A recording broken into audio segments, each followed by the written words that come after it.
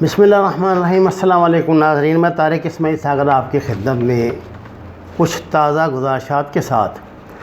ناظرین کرام، آرمینیا اور آذربائیجان کی جو لڑائی ہے اس نے ایک عجیب و غریب رخ اختیار کر لیا۔ آپ کو حیرت ہوگی کہ جتنی تیزی کے ساتھ آج کی دنیا میں تبدیلیاں وقوع پذیر ہوتی ہیں وہ انسانی وہم و گمان میں بھی نہیں آ سکتا۔ دیکھیے، کچھ تو مستقل بنیاد والی چیزیں ہوتی ہیں، کم از کم ان کو تو برقرار رہنا چاہیے۔ مثلا ایک گروپ تھا، امرجنگ گروپ ہو رہا تھا، ترکی، روس، پاکستان، چین، ایران، یہ اس گروپ میں شامل تھے۔ آپ کو حیرت ہوگی یہ سارے ملک ہی اس جنگ نے ایک دوسرے سے الگ کر دیے ہیں۔ آپ کو تازہ ترین خبر یہ دے رہا ہوں میں کہ ایران کی، آپ کو پتہ نا، آذربائیجان کے ساتھ 765 کلومیٹر کا بارڈر ہے ان کا۔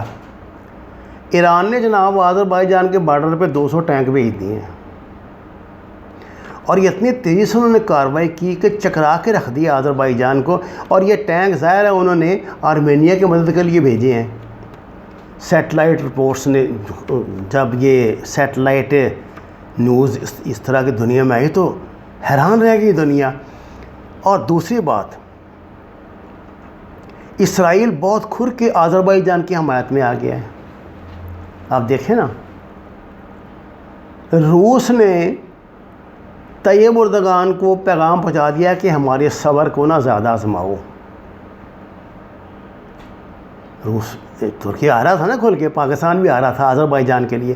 اب پاکستان والے گروپ میں آ گیا اسرائیل، اور ایران چلا گیا جناب وہ آرمینیا والے گروپ میں۔ اس کے ساتھ ہی روس نے اعلان کیا ہے کہ وہ ایران کو S-400 جو ہے نا وہ فوری طور پہ دے رہا ہے اگر ایران لینے کے لیے تیار ہے۔ یہ S-400 کا آرڈر آپ کو پتہ نا انڈیا کا ہے، جو اس نے روکا ہوا ہے روس نے۔ اب یعنی ہوا یہ کہ روس کے ساتھ ایفیلیشن ہوگی بڑی پکی ایران کی۔ ادھر ٹرکی جو ہے، روس جو ہے ٹرکی کے خلاف چلا گیا، حالانکہ روس نے 2-3 مرتبہ بہت خطرناک مراحل پہ مدد کیا۔ اس کی علت یہ کہ جب کہتے ہیں طیب اردگان کے خلاف جو بغاوت ہوئی تھی، اس کی بروقت خبر بھی رشین انٹیلیجنس نے دی تھی ان کو۔ اور ترکی کا، آپ کو ترکی نے پتہ ہے آپ کو، ان کا ایک جہاز گرا دیا تھا جس پہ اس نے صبر کیا۔ میں نہ یہ سمجھتا ہوں کہ یہ جو ہے نا پیوٹن، یہ روایتی رشین ہے، کیونکہ یہ KGB کا بھی آپ کو پتہ ہے سربراہ رہ چکا ہے، تو یہ اندر سے بڑا کٹر کمیونسٹ ہے۔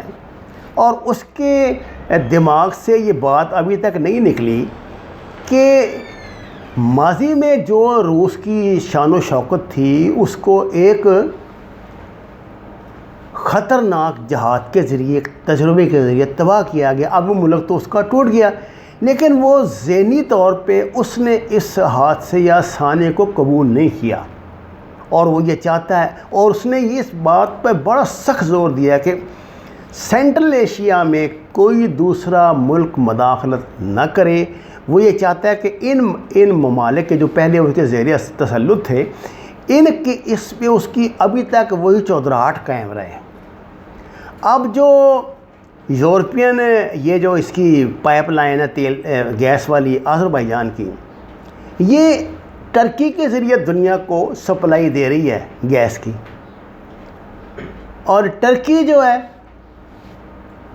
وہ حالانکہ اس کولیشن میں ساتھ ہے روس کے، لیکن روس اس کے لیے مسئلہ پیدا کرتا ہے، وہ روس کے لیے مسئلہ پیدا کر رہا ہے۔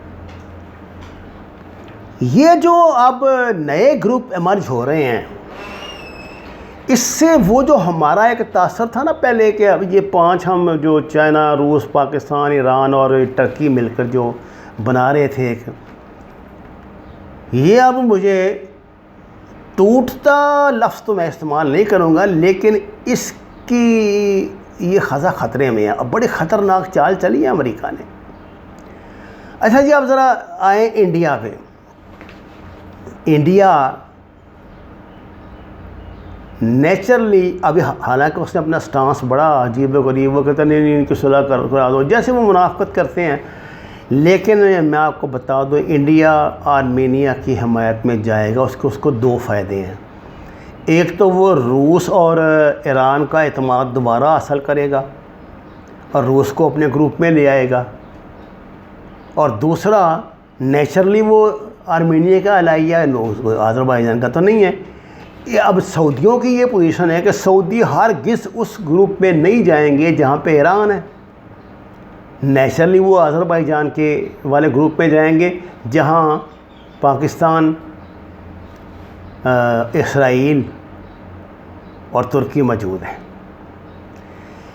یہ عجیب و غریب طرح کا آپ نے دیکھا چیزیں کس طرح بدل رہی ہیں وقت۔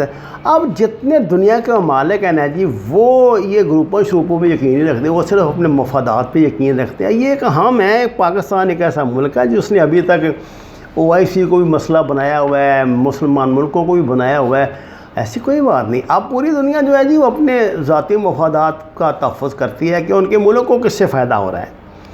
اب مجھے بتائیں کیا ایران اس پوزیشن میں ہے کہ یہ ٹینک لے کے چڑھ دوڑے آذربائیجان پر؟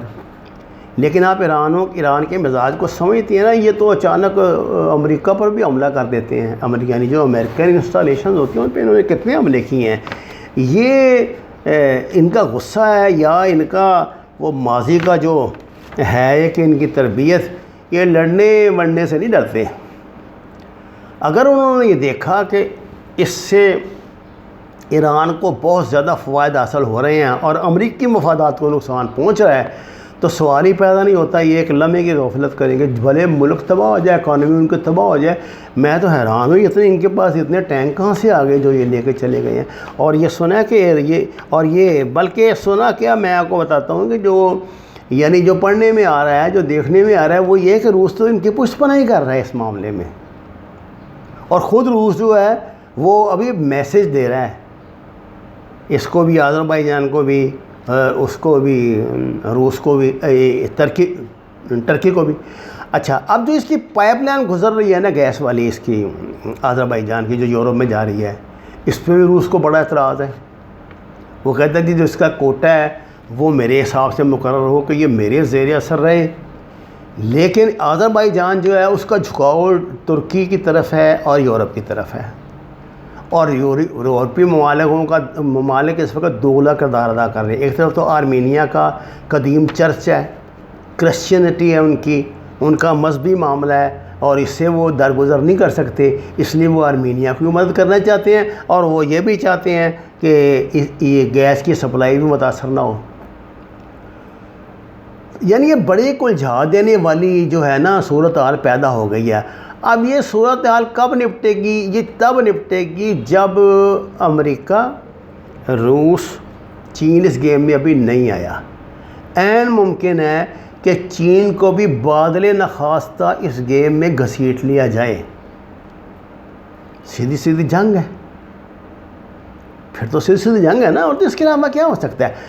اب یہ بات یہ ہے کہ جناب اس وقت روس کے جو گروپ ہے یہ بظاہر تو مضبوط دکھائی نہیں دے رہا، اور آذربائیجان جو ہے یہ سبقت حاصل کر رہا ہے۔ کہہ رہے ہیں کہ وہاں کو پاکستانی SSG بیٹھی ہوئی ہے، ٹرکی کی ایئر فورس ان کی مدد کر رہی ہے، بیچارے خود وہاں کہاں اس طرح لڑنے کا۔ لیکن اگر ایران نے ان پہ حملہ کر دیا تو پھر کیا کریں گے ہم؟ کیا پھر پاکستان یا ٹرکی کھل کے سامنے آ سکیں گے؟ آئیں گے تو سیدھی جنگ ہے۔ سعودی عرب کا ٹرکی کے ساتھ مسئلہ یہ ہے کہ سعودی عرب ٹرکی کا وجود برداشت نہیں کر سکتا، لیکن دوسری طرف ایران کا بھی نہیں کر سکتا، تو وہ ایران کے معاملے میں ٹرکی پہ کمپرومائز کر جائے گا، ایران پہ نہیں کرے گا۔ یہ بہت بڑا ایک یہ ہائبرڈ وار کا ایک گچھا بن گیا ہے، اس کو کون کھولے گا؟ اس کے نتائج کیا ہوں گے، اثرات کیا مرتب ہوں گے؟ آج جب سے ایران نے ٹینک سرحد پہ بھیجے ہیں، سنا یہ کہ آذربائیجان کی جو پیش قدمی تھی وہ تو رک گئی ہے، اور اب وہ اپنی وہاں پہ مورچہ بندیاں کر رہے ہیں۔ ظاہر ہے یہ بڑا سیریس معاملہ ہے۔ عمران خان اور طیب اردگان اس معاملے میں بہت ان ٹچ ہیں. لیکن آپ کو پتہ ہے پاکستان میں ایک 2 دن یہ مقدمہ جو بغاوت کا درج ہوا اس نے عمران خان کی کیا پوزیشن بنا دی ہے. چیزیں ایک دوسرے سے نتھی ہوتی ہیں, جڑی ہوتی ہیں ایک دوسرے سے.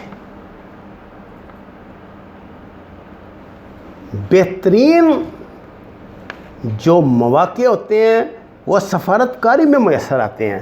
آپ کس موقع سے کیا فائدہ اٹھاتے ہیں, اپنے ملک کو کیا فائدہ پہنچاتے ہیں, اصل میں یہی ہے آج کی سیاست. وما علینا الا البلاغ المبین. ناظرین کرام, آپ سے درخواست ہے قرآن اور نماز کو ترجمے کے ساتھ جانیے, جتنی جگہ میسر وہاں پہ سبزیاں کاشت کریں, اور ہمارے چینل کو سبسکرائب کریں, لائکس دیں, سچ کے سفر میں ہمارے ساتھی بنیں. آپ کا بہت شکریہ.